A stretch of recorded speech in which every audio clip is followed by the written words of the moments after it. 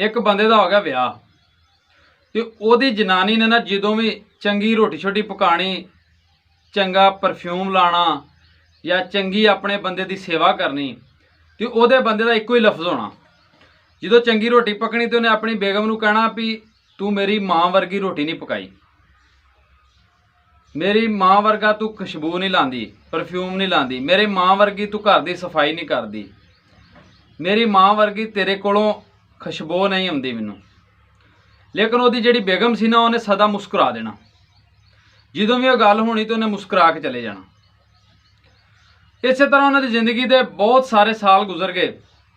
27 साल उन्होंने शादी हो गए। 27 सालों बाद वो माँ फौत हो गई, यानी कि उस औरत की सस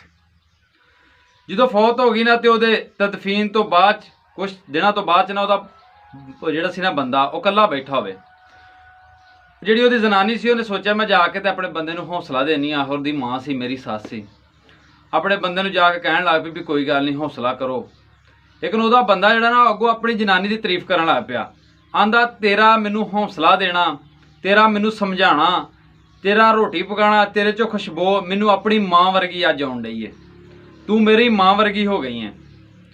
वो जनानी आंदी भी वो किस तरह मैं तेरी माँ वर्गी हो गई हाँ।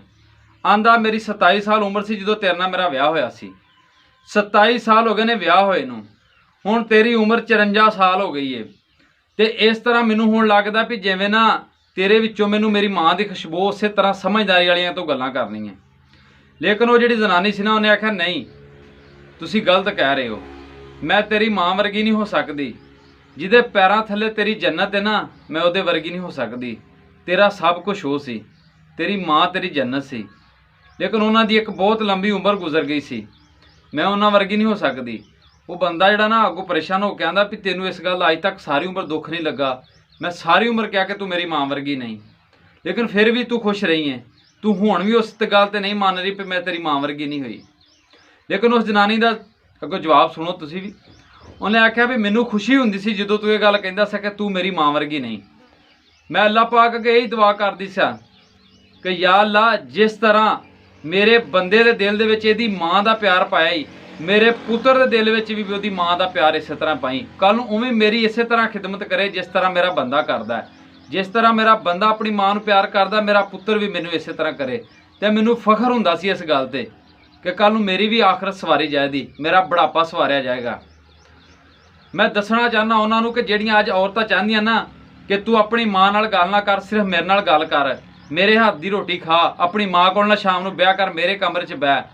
ये दुनिया मकाफा ते अमल है। अगर तू अज एक माँ का पुत्र जुदा करेंदी ना उतों तो कल नूं तेरा पुत्र भी जुदा करने वाली कोई ना कोई आ जाएगी। अज तू अपनी सस नूं उहदा पुत्र दवेंदी ना तो कल नूं तेरी नूंह जिहड़ी ना भी कहदी कि जा मेरी सस को टाइम दे, अपने बंदे नूं कहदी तेरा पुत्र तेनू भी टाइम देगा। इस तो करके ना जिवें दा करो तो उवें दा मिलना। मैं अज दियां जिहड़ियां नूंहां धीआं ने ना उन्हां वास्ते मेरा खास पैगाम है